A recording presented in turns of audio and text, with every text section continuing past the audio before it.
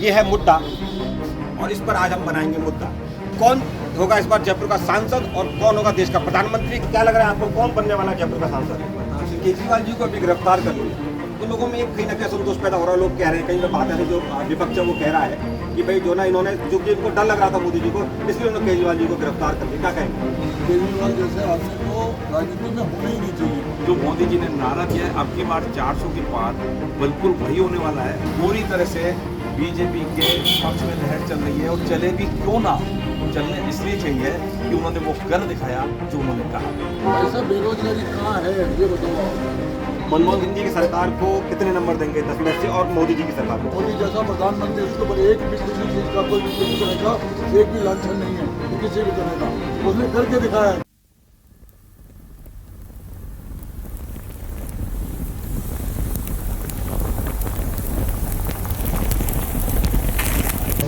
अठारहवीं लोकसभा के चुनाव का शंखनाद हो चुका है। पार्टियां कमर कस चुकी हैं, मतदाता को कमर कसना बाकी है। ये है मुद्दा और इस पर आज हम बनाएंगे मुद्दा। आज हमें जयपुर के आदर्श नगर विधानसभा क्षेत्र में यहाँ लोगों से जानेंगे, मुद्दे पर बैठा कर, मुद्दे पर मुद्दा बनाकर उनसे चर्चा करेंगे, उनसे जानेंगे कि आखिर कौन होगा जयपुर का सांसद, कौन होगा इस बार जयपुर का सांसद और कौन होगा देश का प्रधानमंत्री। तो 70 मुद्दा हावी रहेगा, श्री राम का मुद्दा हावी रहेगा या बेरोजगारी का मुद्दा हावी रहेगा, ये जानेंगे आज आदर्श नगर की जनता से। लोगों के बीच पहुंचे हैं हम, स्वागत करते हैं आप सभी का। जी सर, आपको क्या लगता है जयपुर में किसकी हवा चल रही है? बीजेपी की हवा चल रही है। क्यों? यहाँ से प्रताप सिंह जी भी चुनाव लड़ रहे हैं, तो क्या लग रहा है आपको, कौन बनने वाला है जयपुर का सांसद? प्रताप सिंह जी जब खुद ही ने पहले पीछे हट चुके हो, मंजू शर्मा जी वो ही जीतेंगे, उनका ही कार्यकाल अच्छा रहेगा। क्या लग रहा है आपको, जो ना ये जो राम मंदिर का मुद्दा है, 370 का जो मुद्दा है, ये भारी पड़ने वाला है बेरोजगारी और जो है जैसे महंगाई जैसे मुद्दों का? ये मुद्दा बेसिकली वन साइडेड दिख रहा है बिल्कुल। ऑलरेडी मोदी ने, सरकार ने डिक्लेयर कर रखा है कि वो 400 के पार जाने वाले हैं। लेकिन हमारा एक मत है कि विपक्ष भी मजबूत होना चाहिए एक अच्छी गवर्नमेंट चलाने के लिए। तो इस देश की जनता को थोड़ा सोचना समझना चाहिए कि ठीक है बीजेपी की लहर है, लेकिन विपक्ष को भी मजबूत बनाना जरूरी है। जैसे केजरीवाल जी को अभी गिरफ्तार कर लिया तो लोगों में एक कहीं ना कहीं असंतोष पैदा हो रहा है। लोग कह रहे हैं, कहीं बात है जो विपक्ष है वो कह रहा है कि भाई जो ना इन्होंने, जो कि इनको डर लग रहा था मोदी जी को, इसलिए उन्होंने केजरीवाल जी को गिरफ्तार कर लिया। क्या कहेंगे? मैंने कहा अपने बच्चों की कसम खा के कि मैं आज बच्चों की कसम खाता हूँ, ना तो कांग्रेस का सपोर्ट लूँगा, ना भाई साहब किसी का सपोर्ट लूँगा। आज वो सब पार्टियों का सपोर्ट लेके और इलेक्शन लड़ना चाह रहे हैं, तो ऐसे आदमी का तो क्या भाई साहब क्या कर सकते हो आप? तो इसलिए केजरीवाल की जवान की कोई कहानी नहीं है। केजरीवाल जैसे आदमी को राजनीति में होना ही नहीं चाहिए। अन्ना के साथ आंदोलन करके आज खड़े हुए और अन्ना जी को धोखा देके निकल गए, तो राजनीति में तो ये आदमी चल नहीं सकते, झूठे और मक्कार आदमी है। इनकी बातें ना करें तो ज़्यादा अच्छा है भाई साहब। केजरीवाल जी का अब ये है कि केजरीवाल जैसा आदमी आज 2 जगह से राजनीति लड़ा और आज करप्शन के इतने मुद्दे उसके साथ हैं। करप्शन क्या है जयपुर में, इसके अलावा और क्या मुद्दे आपको लग रहे हैं जो राष्ट्रीय राजनीति, उसमें क्या मुद्दे जो आपको सवाल लग रहे हैं? किस तरह से आप कह रहा था? देखिए, ये जो लोकसभा चुनाव जिसमें राष्ट्रीय राजनीति को लेकर होता है, तो इसमें क्या मुद्दे हो सकते हैं? जैसे कि महंगाई है, बेरोजगारी है, राम मंदिर की धारा 370 है, तुष्टिकरण है। तुष्टिकरण की बात कह सकते हैं, लेकिन वो सारी चीज़ें नीचे रह गई हैं। सबसे ऊपर जो पहुंच गए हैं, राम मंदिर हो गए, मोदी जी के द्वारा किया गया एक एक कार्य, एक बच्चा भी समझ पा रहा है और पूरी जनता उसको अच्छी तरह से समझ पा रही है कि कहीं भी उसके अलावा कोई मुद्दा बाकी नहीं रह जाता। जो मोदी जी ने नारा दिया है अब की बार 400 के पार, बिल्कुल वही होने वाला है। बार बार स्थायी रूप से ये यानी भारत की सरकार संभालते रहेंगे और हमारी शुभकामनाएं और हम पूरे इनके साथ हैं। जयपुर में कौन लग रहा है आपको इस बार जयपुर का सांसद कौन बनने जा रहा है? मंजू शर्मा, इसमें कहीं दो राय नहीं है। वैसे सांसद जितने भी बनेंगे हिंदुस्तान में, वोट उनको नहीं पड़ेगा, वोट पड़ेगा मोदी जी को, क्योंकि विकास के कार्य जितने भी हैं वो मोदी जी के द्वारा चलाए गए हैं। तो ये जो कैंडिडेट की बात कर रहे हैं, कैंडिडेट तो कोई है ही नहीं हिंदुस्तान में, सब बीजेपी के समर्थन से जीतेंगे, मोदी जी के समर्थन से जीतेंगे। सरकार 400 की बात करते हैं, हम तो 400 प्लस की बात कर रहे हैं। 400 का मुद्दा तो 400 पार, राजस्थान की बात करो, देख लो पूरे हिंदुस्तान की 25 सीटें राजस्थान के पास झोली में आ रही है। बीजेपी की 80 सीटें हैं भाई साहब, तो कहीं इसमें कोई अतिशयोक्ति नहीं है, इसमें कोई अतिशयोक्ति नहीं है। पूरी तरह से बीजेपी के पक्ष में लहर चल रही है, और चले भी क्यों ना, चलने इसलिए चाहिए कि उन्होंने वो कर दिखाया जो उन्होंने कहा। तो इसके लिए किसी के पास जो आज तक कोई नहीं कर पाया, जो आज तक आज कोई तक नहीं, हाँ, कोई बिल्कुल नहीं ये कर कह पाया, सकते हैं राम बात। मंदिर। लेकिन विपक्षी पार्टियां आरोप लगा रही है कि राम मंदिर को तो राजनीतिकरण कर दिया, जबकि इसका राजनीतिकरण नहीं होना चाहिए था।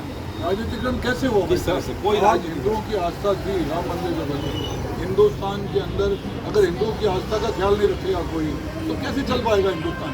राम की जन्मभूमि है वो, जन्मभूमि राम को नहीं मिलेगी हिंदुस्तान में, वो कहाँ? ये तो इन्होंने वो मतलब ठीक है कि हिंदुस्तान एक लोकतांत्रिक देश है, इसीलिए यहाँ पे हिंदुस्तान में होते हुए भी हिंदू अपने आप को, बाकी लोगों को भी पूरी उतनी तरजीह मिलती है, दूसरे लोगों को भी पूरा इस तरह का व्यवहार किया जाता है कि कहीं भी अब ये ऐसा फील ना करें कि ये हिंदू नहीं है। लेकिन कहीं ना कहीं मोदी सरकार की सबसे बड़ी सफलता है कि उन्होंने जो देश की अर्थव्यवस्था है उसको वर्ल्ड में एक नाम दिया है जो आज तक नहीं दिया है किसी। नहीं, आप बिल्कुल सही कह रहे हैं कि मोदी जी ने अर्थव्यवस्था को, लेकिन यहाँ पे तो अपन देख रहे हैं कि जो नाम अर्थव्यवस्था सुधरने से लोगों को रोजगार मिलता है। देखिए, पर रोजगार पर बेरोजगारी बढ़ रही है, हम लोग देख रहे हैं मार्केट में जो नहीं, चीन आ रही है, मान लो ये नीचे अर्थव्यवस्था आज नहीं सुधरती तो बेरोजगारी की बहुत दर और नीचे चला जाता। तो ये एक लेवल बनाए रखना भी एक बहुत बड़ा काम है, और जो मोदी जी ने कोविड के अंदर जो अपना कार्य किए, जो एक बहुत ही सराहनीय कार्य थे। ऐसा बेरोजगारी कहाँ है ये बताओ आप? कहता हूँ मेरे पास 10 आदमियों की जगह है, मेरे को 3 आदमी मिलते हैं 10 आदमी, कहाँ है बेरोजगार? वो कहाँ घूम रहे हैं बेरोजगार? आए सही ना, मैं 12,000 रुपये देने को तैयार हूँ, 15,000 देने को तैयार हूँ, कहाँ है आदमी? कोई मिलता नहीं आदमी काम करने के लिए। बेरोजगारी कहाँ महंगाई है? तो कहीं ना कहीं बढ़ी है, इस बात को तो मानेंगे अपन कि महंगाई जो ना कहीं ना कहीं जो 2014 में जो पेट्रोल की रेट थी उसके मुकाबले अभी कहीं ना कहीं पेट्रोल की रेट बहुत ज़्यादा है। देश की अर्थव्यवस्था को भी देखना है, देश को चलाना भी है, देश में सारी आप मांग भी करते हो, आप अपनी आपूर्ति भी सारी करवाना चाहते हो। आप कितना पैसा लगाया है मोदी जी के कार्यकाल में, आप सोचो कितने फ्लाईओवर, कितने ये नेशनल हाईवे, कहाँ काम नहीं हो रहे, वंदे मातरम से आप 2014 से आप 2024 को कंपेयर करोगे, रेलवे की अर्थव्यवस्था देखिए, रेलवे कहाँ से कहाँ पहुँच गया। जो पहले टिकट्स मिलने में इतनी दिक्कत होती थी, आज रेलवे का विकास देखो, आपने आज तक ऐसा विकास देखा है? ये रेलवे का विकास बहुत इंपॉर्टेंट है। इसमें महंगाई नहीं है, छोटी चीज़ ये भी है। 2014 में 10,000 नहीं मिल रही जी, 2014 में 10,000 नहीं मिल रही, आज वो बढ़ी भी है, उसके हिसाब से ही खर्चे हो रहे हैं, ठीक है, वो चीज़ है। दूसरी बात, आपने केजरीवाल जी का नाम लिया, केजरीवाल जी जब चुनाव लड़ने गए थे फर्स्ट टाइम, तो वो शीला दीक्षित के सारे पेपर लेके गए थे कि जी इन्होंने भ्रष्टाचार किया, हम उनके खिलाफ है, हम सब चीज़ें, हम तब जाके वो मुख्यमंत्री बने थे। आज क्या हुआ? उन्हीं के साथ वो गठबंधन कर रहे हैं, उनके साथ सरकार बना रहे हैं, ठीक है। वो राम मंदिर का मुद्दा, अगर विपक्ष राम मंदिर का मुद्दा बना रही है तो विपक्ष के बाद वो टाइम था, उसने राम मंदिर बनवाया, कभी जाने भी दिया, एक तिरपाल था, तिरपाल को भी नहीं हटाने दिया। आज वहाँ पर राम मंदिर बन गया, सबके लिए बना, कोई ये तो नहीं है कि हिंदू के लिए, उसके लिए। कांग्रेस वाले बेचारे, कांग्रेस ने राम मंदिर नहीं बनने के लिए 22 वकील खड़े किए थे, 22 वकील, ठीक है। ये कांग्रेस को क्या बोलोगे आप, जो आप आतंकवादियों के लिए रात को कोर्ट खुलवा देती है, वो चीज़ थोड़ी चीज़ है। साहब राम मंदिर बना तो साथ में मुसलमानों के लिए मस्जिद के लिए भी वहाँ जगह दी गई, उन्हें जगह दी है वहाँ पे कि आप बनाइए मस्जिद वहाँ पे। ऐसा नहीं है कि जगह नहीं दी, थोड़ी दूर दी होगी, पर ये नहीं कि सबके लिए ये जगह प्रोवाइड की है। मोदी जी ने ये नहीं किया कि भाई सब सिर्फ मंदिर ही बन गया, वहाँ मस्जिद नहीं बन सकती। हिंदुस्तान में जितनी मस्जिदें हैं ना, कहीं पूरे वर्ल्ड के अंदर किसी देश के अंदर नहीं है जितनी मस्जिदें हिंदुस्तान में। आगे देखिए, अभी आप और किसी मस्जिद के अंदर आज तक कभी ऐसे दुर्घटना नहीं हुई, बम नहीं फटे। ये हमारा हिंदुस्तान है, और आप ये देखिए, आप अगर हिंदुस्तान में मंदिर में बनेगा राम मंदिर, तो फिर कहाँ बनेगा भाई साहब? 2004 से और 2014 तक का मनमोहन सिंह जी का कार्यकाल और 2014 से 2024 का नरेंद्र मोदी जी का कार्यकाल, तो तुलना करें तो दोनों को 10 में से कितने मार्क्स देंगे दोनों कार्यकाल में? मनमोहन सिंह जी के कार्यकाल को 10 में से 10 और मनमोहन सिंह के कार्यकाल को 10 में से 5 दे सकते हो। वैसे भी दोबारा था, वो मोरे के रूप में काम कर रहे थे, और कहीं भी ठीक है। अब तक वो तो सिर्फ मनमोहन जी के कार्यकाल की बात नहीं करूँगा यहाँ पे, मैं ये कहना चाहूँगा कि पिछले 70 साल का इतिहास जो हम देख रहे हैं, वो 70 साल में नहीं हुआ जो इतने सालों में काम हुआ, वो पिछले 10-70 साल में नहीं हुआ। तो इसके लिए कोई इसमें कहने की बात ही नहीं है। 10 में से 10 नंबर। मनमोहन सिंह जी की सरकार को कितने नंबर देंगे 10 में से, और मोदी जी की सरकार को? 6 और 9। 6 मनमोहन जी को 6 और मोदी जी को 9। तो 1 नंबर इन्होंने काटा, बड़ा ईमानदारी से आंसर दिया। जी। अभी भी कुछ कार्य बाकी हैं जो अगले 5 साल में पूरे हो जाएंगे। अच्छा, वही अब हम चर्चा करते हैं कि इन मुद्दों पर, ठीक है, अभी आपने पुरानी बातें करी, अब नई बात करते हैं कि अगले 5 साल आप क्या मोदी सरकार से आपको अपेक्षा है, क्योंकि आप लोग मान के चल रहे हैं कहीं ना कहीं मोदी जी दोबारा सत्ता में आ रहे हैं, तीसरी बार सत्ता में आ रहे हैं, तो क्या आपको लग रहा है कि किन किन क्या मोटिव होने चाहिए अगले 5 साल के? अर्थव्यवस्था ठीक है, सब कह रहे हैं बहुत अच्छी चल रही है, बेरोजगारी है ये हमें मानना पड़ेगा, बेरोजगारी बढ़ी है ये मानना पड़ेगा, अर्थव्यवस्था के लिए उनको सोचना है तो सोचना पड़ेगा। तो ये कुछ एक बातें हैं जिसके लिए उनको अगले 5 साल में काम करना है। अगले 5 साल में बहुत बड़े काम उन्होंने सोच रखे हैं, आप और हम तो सोच ही नहीं सकते। अच्छा। जो उन्होंने प्लान कर रखे हैं, वो जब आपके सामने आएगा, पर्दा उठेगा तो आपको पता चलेगा। ये मैं वीडियो आपका जो मोदी जी तक पहुंचाऊंगा। अब तक भी उन्होंने जो काम किए, आप और आपने कभी सोचा नहीं था कि ये सब काम इतनी आसानी से बगैर किसी आवाज के और बगैर उसके ये सब करके और सब दिखा देंगे कि ये सारे काम हो गए।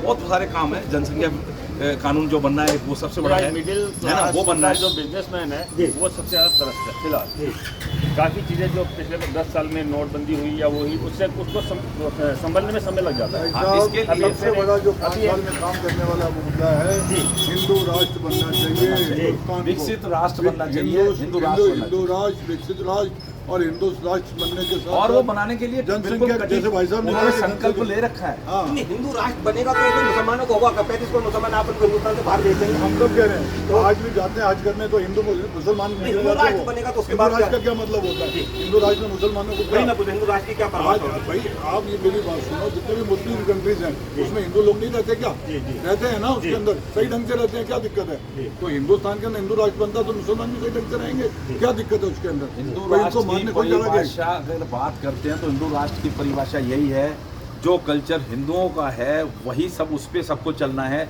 हाँ, ये जरूर है कि पूजा और उनके मजहब के हिसाब से उनके ऊपर कोई रोक नहीं है। देश संविधान से चलेगा, शरिया से नहीं चलेगा। देश संविधान से चलेगा, शरिया से नहीं चलेगा। जी जी। अगले 5 साल में सबसे बड़ा चैलेंज है, इंडियन पॉलिटिकल लीडर ऑनेस्ट होने चाहिए, कोई भ्रष्टाचारी नहीं होना चाहिए।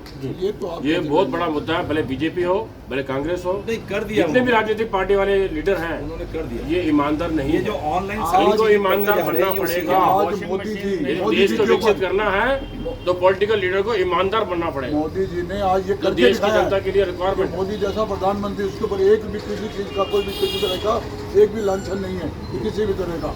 उसने करके दिखाया है कि वो खुद, आप मोदी जी की चलो आदमी बाकी लोगों को छोड़ दीजिए, पर्टिकुलर प्रधानमंत्री की बात कर रहा हूँ कि उसने करके दिखाया कि ईमानदारी और सबसे बड़ी देश की अर्थव्यवस्था और सबसे बड़े देश का नाम आज पूरी दुनिया के अंदर सबसे बढ़ाने वाला अगले 5 साल क्या मुद्दे रहने वाले हैं? सबसे बड़ा मुद्दा जो रहने वाला है, हर पॉलिटिकल लीडर, हर गवर्नमेंट एम्प्लॉय एक ईमानदार नागरिक के रूप में अपने आप को प्रदर्शित करें। ये देश की जनता के लिए बहुत बड़ा रिक्वायरमेंट है। अगले 5 साल को भी कह रहे हैं, मोदी जी ने भी कहा, अमित शाह ने भी कहा कि अगले 5 साल ऐतिहासिक फैसले होंगे। तो क्या लग रहा है आपको, क्या मुद्दे होंगे और कौन से फैसले लेने जा रहे हैं? देश को सबसे बड़ा फैसला तो नहीं होना चाहिए, एक देश एक कानून। कोई भी ना कोई कास्ट होनी चाहिए ना कोई होना चाहिए, जो है उसके लिए सबके लिए बराबर। ठीक है। दूसरी बात, शिक्षा के क्षेत्र में और बढ़ोतरी होनी चाहिए। जैसे अभी भी कुछ ऐसी जगह है जहाँ पे शिक्षा नहीं हो रही, घर में बच्चों को, लड़कियों को नहीं पढ़ने दिया जा रहा, कहीं पे धर्म को, मजहब को लेके उठा, ये सब चीज़ें खत्म होनी चाहिए। कि एक मतलब एक लड़की सबके लिए बराबर होनी चाहिए, छोटी हो बड़ी हो कैसे, ये चीज़ होनी चाहिए। दूसरी बात, बलात्कार जो होते हैं छोटे बच्चों को, इनका कानून बनना चाहिए। इनका एक, जैसे आप सिर्फ पता है कि इसने बलात्कार किया, उसके पीछे क्या होता है, चलता रहता है कि 2 महीने 3 महीने 6 महीने, वो चीज़ें खत्म होनी चाहिए। पता है तो 7 दिन के अंदर उसका ट्रायल बेस खत्म करके उसको सजा मिलनी चाहिए। ये चीज़ है। जी आओ। तो ना जात होगी ना बात होनी चाहिए, एक देश एक कानून होना चाहिए। और सबकी राय ये है कि पिछले 10 सालों में बहुत बेहतर काम हुए हैं, लेकिन हाँ, अभी कहीं ना कहीं बेरोजगारी पर, महंगाई पर काम करने की आवश्यकता है। इसके साथ साथ सबकी सोच ये है कि अगले 5 साल में कुछ कठिन निर्णय होने चाहिए। देश जो चलना चाहिए वो शरिया से ना चलकर देश के संविधान से चलना चाहिए। सभी को एक देश एक निशान और कहीं ना कहीं एक कानून के नीचे काम करना चाहिए। अब इसी मुद्दे को लेकर हम लोग आप लोगों के बीच में आएंगे और निश्चित रूप से सभी मुद्दों पर बात करेंगे कि आखिर क्या सोच रही है जनता और किसको पीएम बनाएगी, किसको सांसद बनाएगी। एक बार फिर मुद्दे पर आप सबका मैं स्वागत करता हूँ, बहुत बहुत धन्यवाद देता हूँ। मैं जितेंद्र गोयल, एक बार फिर आपसे मुलाकात होगी मुद्दे पर।